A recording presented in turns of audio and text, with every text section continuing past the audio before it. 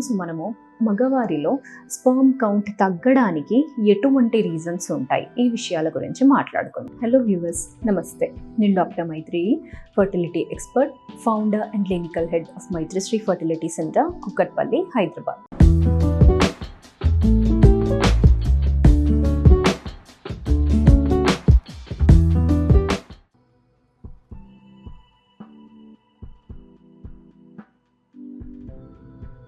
First మనం చూసుకుంటే general issues లాంటివి ఇప్పుడు వచ్చేసి వాళ్ళ హ్యాబిట్స్, అంటే ఎక్సెసివ్ స్మోకింగ్, ఎక్సెసివ్ ఆల్కహాలిజం.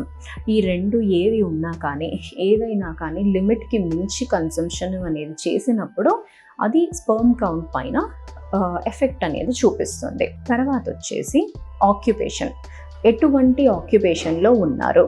కొందరు వచ్చేసి అగ్రికల్చర్ సైడ్ ఉన్నప్పుడు ఫార్మర్స్, తర్వాత డ్రైవింగ్ చేసేవాళ్ళు, పెయింటింగ్ చేసేవాళ్ళు, ఇటువంటి వారికి ఎక్స్పోజర్ అనేది కొన్ని కెమికల్స్వి అనేది ఎక్కువ ఉంటుందన్నమాట. ఫర్ ఎగ్జాంపుల్, ఇప్పుడు పెయింటింగ్ చేసే వాళ్ళకి వాళ్ళు కంటిన్యూస్గా వేరియస్ కెమికల్స్కి అనేది ఎక్స్పోజ్ అవుతూ ఉంటారు. అటువంటి కెమికల్స్తో కూడా స్పర్మ్ కౌంట్ డిక్రీజ్ అయ్యే ఛాన్సెస్ అనేవి ఉంటాయి. తర్వాత వచ్చేసి ఫార్మర్స్ విషయానికి మనం వచ్చేస్తే, వాళ్ళు ఫార్మింగ్ చేస్తున్నప్పుడు ఈ దాంట్లో పొలాలలో మందులు అనేవి కొడుతుంటారనమాట. సో దానివల్ల కూడా స్పర్మ్ కౌంట్ అనేది ఎఫెక్ట్ అవుతుంది. నెక్స్ట్ డ్రైవర్స్కి కూడా స్పర్మ్ కౌంట్ తగ్గే ఛాన్సెస్ అనేవి ఎక్కువ సైడ్ ఉంటాయి. ఎందుకంటే వీళ్ళు ప్రొలాంగ్డ్గా ఒకటే పొజిషన్లో, సిట్టింగ్ పొజిషన్లో ఉంటారు. దాని తర్వాత ఏమవుతుంది అంటే, కాళ్ళల్లో నుంచి బ్లడ్ సప్లై అనేది గుండె వరకు రావాలి. అలా ఎక్కువ ప్రొలాంగ్డ్ సిట్టింగ్ పొజిషన్లో ఉన్నప్పుడు వీళ్ళకి ఒక సప్లై అనేది ప్రాపర్గా అవ్వకుండా అండ్ హీట్ ప్రొడక్షన్ అనేది ఎక్కువైపోయి కూడా దాని తర్వాత స్పర్మ్ కౌంట్ అనేది తగ్గే ఛాన్సెస్ అనేవి ఉంటాయి. వారికోసిల్ డెవలప్ అయ్యే ఛాన్స్ అనేది కూడా ఉంటుంది. సో ఇలా ఆక్యుపేషన్, డిపెండింగ్ అపాన్ ఆక్యుపేషన్ కూడా చాలామందికి ఈ ప్రాబ్లమ్స్ అనేవి అవుతుంటాయి. సో చాలామంది అడిగే క్వశ్చన్ ఏంటి అంటే, సో మాకు ఇప్పుడు ఈ చేసే పని వల్ల మాకు ఇలాంటి ప్రాబ్లమ్స్ ఉన్నాయి కదా, సో మేము ఏమన్నా వేరే ఆక్యుపేషన్కి షిఫ్ట్ అవ్వాలా అనేది. సో అది అనేది అంత ఈజీ విషయం అనేది కాదు. ఎందుకంటే ఇన్నాళ్ళ నుంచి మీ లైవ్లీహుడ్ అనేది ఒక ఆక్యుపేషన్ పైన డిపెండ్ అయ్యి ఉంది.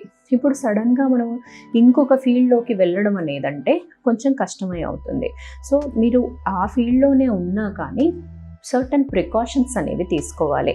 ఫర్ ఎగ్జాంపుల్, ఇప్పుడు పెయింటింగ్ చేసేటప్పుడన్నా, లేకపోతే పొలాలకు మందులు కొడుతున్నప్పుడు అయినా కానీ కంప్లీట్గా మీ బాడీ అంతా కవర్ అయ్యేలాగా చూసుకోండి. అంటే ఎక్స్పోజర్ అనేది స్కిన్కి డైరెక్ట్గా కాంటాక్ట్ అనేది తక్కువ అయ్యేలాగా. నెక్స్ట్ వచ్చేసి ప్రాపర్గా మాస్క్ అన్నా కానీ, లేకపోతే బట్టన్ అన్నా ఏమైనా కట్టుకోవడము, ఇలాంటివన్నీ చూసుకోవాలి. తర్వాత ఇలాంటివి చేసినప్పుడు మీకు మళ్ళీ ఇంప్రూవ్ అయ్యే ఛాన్సెస్ అనేవి ఉంటాయి. అండ్ డ్రైవింగ్ చేసే వాళ్ళకి అంటే వాళ్ళు కాన్స్టెంట్ బ్రేక్స్ అనేవి తీసుకొని కొంచెం హెల్త్ పైన కాన్సన్ట్రేట్ అనేది చేయాలి. అండ్ డ్రైవింగ్ చేసే వాళ్ళకి ఇంకొక హ్యాబిట్ ఏముంటుంది అంటే, నిద్ర రాకూడదు అన్నట్టుగా వాళ్ళు కొంచెం స్మోక్ చేయడము, ఇవన్నీ కొంచెం ఎక్కువగా ఉంటాయి అన్నమాట. అటువంటి హ్యాబిట్స్ అనేవి కూడా తగ్గించుకోవాలి. ఇలా చేస్తే డెఫినెట్గా ఇంప్రూవ్మెంట్స్ అనేవి కనపడతాయండి. నెక్స్ట్ వచ్చేసి సెడెంటరీ లైఫ్ స్టైల్. కంటిన్యూస్గా పొద్దున్న నుంచి సాయంత్రం వరకు పనిపైనే కూర్చొని ఉండడం వల్ల కూడా హెల్త్ అనేది డిటియోరేట్ అవుతుంది.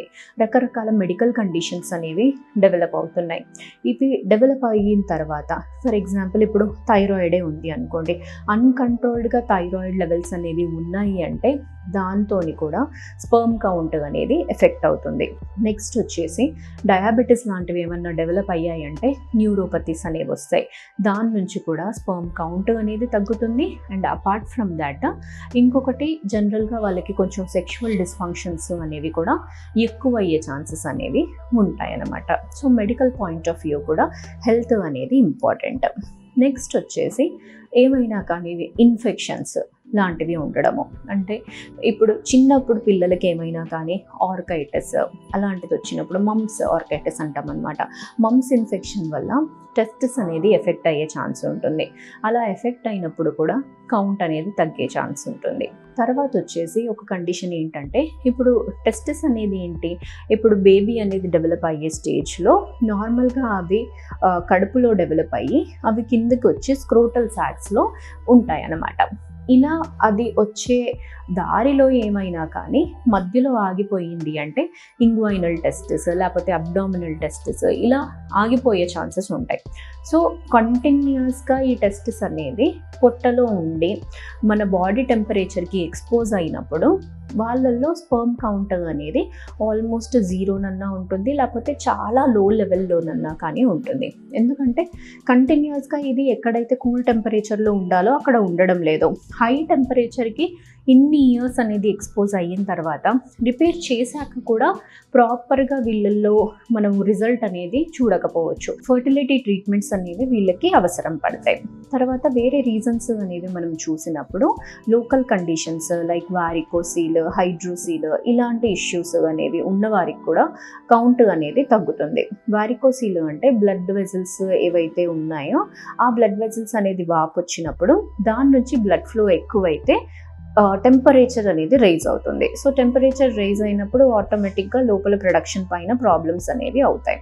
తర్వాత వచ్చి హైడ్రోసీల్ అంటే నీరు చేరిపోయి ఉండడము.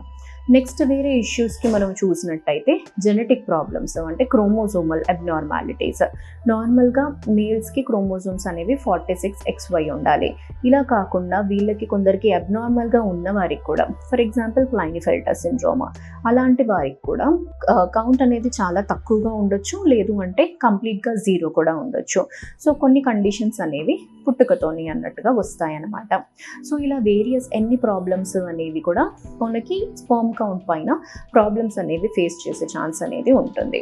సో ఇష్యూస్ అనేవి ఏవి ఉన్నా కానీ ఇప్పుడు ఉన్న అడ్వాన్సెస్తోని ఫర్టిలిటీ ట్రీట్మెంట్స్తోని కన్సెప్షన్ రేట్ అనేది ఇంక్రీజ్ అవుతుంది. ఈ మనం ముందు కాలంలో చూసుకున్న కన్నా ఇప్పుడు చూసినట్టయితే మేల్ ఇన్ఫర్టిలిటీ అనేది రైజ్లో ఉంది. అంటే ఇన్సిడెన్స్ అనేది చాలా ఎక్కువగా అవుతుంది. చాలామందికి కౌంట్లో ఇష్యూస్ అనేవి వస్తున్నాయి. బట్ స్టిల్ ట్రీట్మెంట్స్ అనేవి డెఫినెట్గా అవైలబుల్ ఉన్నాయండి.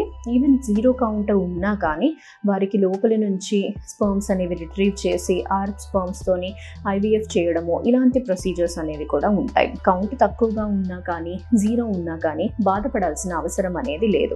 At the end of the day child అనేది రావడానికి ఏదో ఒక ట్రీట్మెంట్ ద్వారా డెఫినెట్గా అనేది మ్యాక్సిమం నంబర్ ఆఫ్ పేషెంట్స్కి అనేది ప్రెగ్నెన్సీస్ అనేవి పాజిటివ్ వస్తాయండి. Thank you.